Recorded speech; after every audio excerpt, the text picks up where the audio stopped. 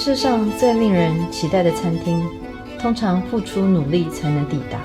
Iris 餐厅位于挪威哈登叶峡湾的核心地带，要拜访 Iris 必须飞到卑尔根，开车或坐船2个小时，最后乘着游艇进入。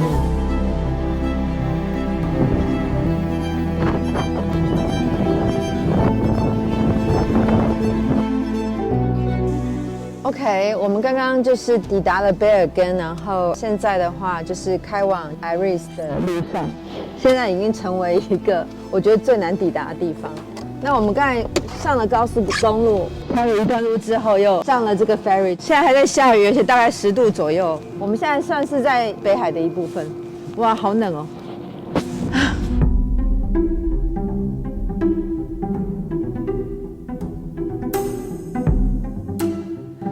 Hi. Hello. So you're Anika writing Yes. us? Oh, good to see you. Welcome. The boat is just gonna sail over here to the shore. Okay.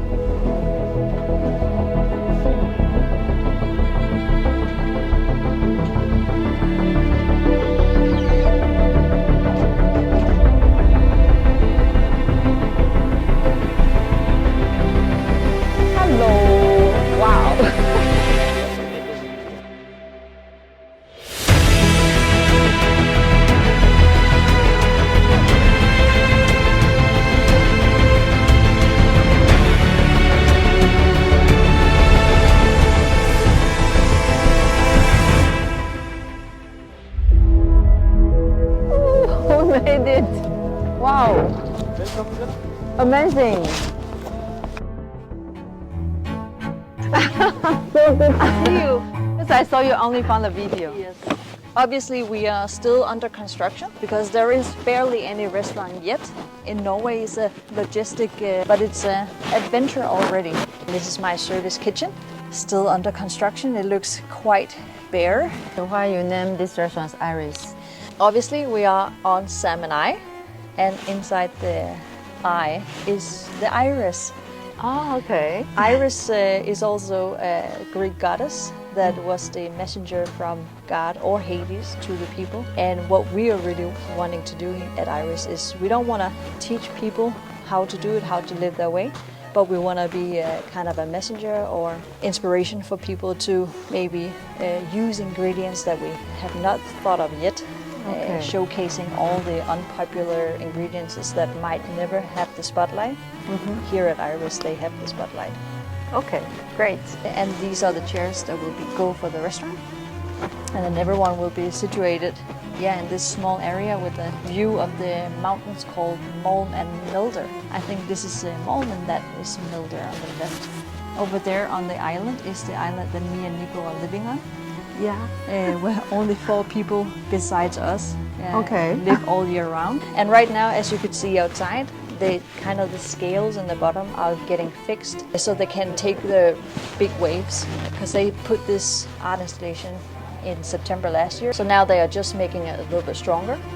They're gonna put it down even lower, so the whole salmon eye are gonna be floating.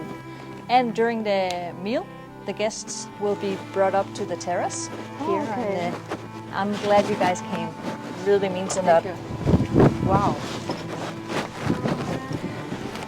Well, here we can do the barbecue. Yeah, exactly. So we're waiting on a few furnitures. Wow. A chef will be standing here with a big kitchen table and grilling.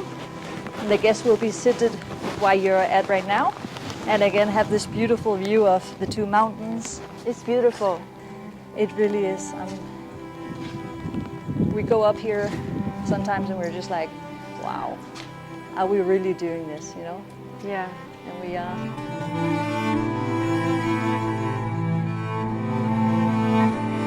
It is the fun of it because my first lesson in chef school, I was joining the first new Nordic cuisine class only because of Norman. It's amazing to see that I was joining that ride from the beginning of education. I think that's really, really fun to see. It has brought a lot of focus on Copenhagen.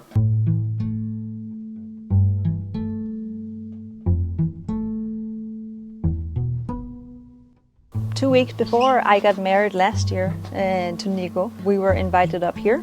To be honest, we did not know what we're gonna come up and look at. We just took the plane from Copenhagen to Bergen, and then we had a 2-hour drive from Bergen to here. And when we arrived to Rosendal, the city, being welcomed with this amazing summer vibe, huge mountains coming from the flattest of the flattest Denmark to Norway, where it was just surreal.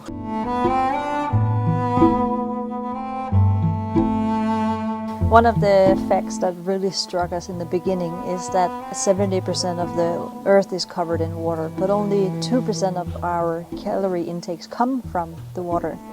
So what I really asked myself is that what can we source if we really have to narrow down our radius? Like what do we have around us? And on the small island that me and my husband live on, we have this coast. We can source so many amazing ingredients. One day we saw that was lots of blue mussels stuck on our little harbor. I had seen this seaweed that I had never seen before in Denmark. And I asked the Norwegians, they were like, no, it's something they used to make feedings for animals. And I was like, well, is it something like not edible about it? And they were like, no, I think it's positive to eat it. And then I took it to the kitchen, created this dish where I had been taking some of the wild juniper from the island, smoked the blue mussels in it, and then I made the crab bouillon, clarified it, and then together with these small seaweed that had a similar structure and taste and flavor as peas, I thought that this is such an amazing dish. This is whatever we have within 500 meters could inspire to look beyond what we have or use our neighbors.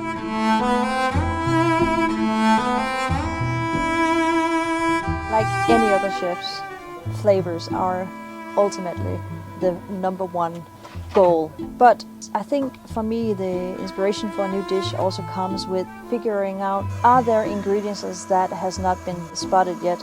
Or is there something that we can do differently that not necessarily always hit the plate? And I'd love to bring out different types of fish that we used to cook and used to preserve in the old times in Denmark, but we kind of forgot how to use these fish or different clams or seaweed or something like that. It doesn't need to be old-fashioned to use it. We can see the ingredients in a new light. And that has been, for me, very inspiring.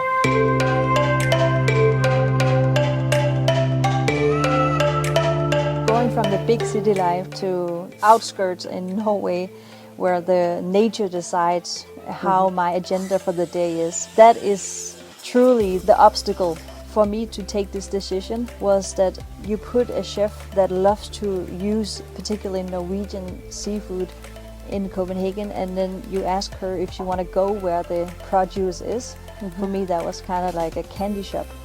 So of course I was like, am I willing to give away the city and the life and the pulse there is in Copenhagen? It didn't take a long time for me to say, of course I have to be where the produce is, where all the amazing products that we have worked with in Copenhagen.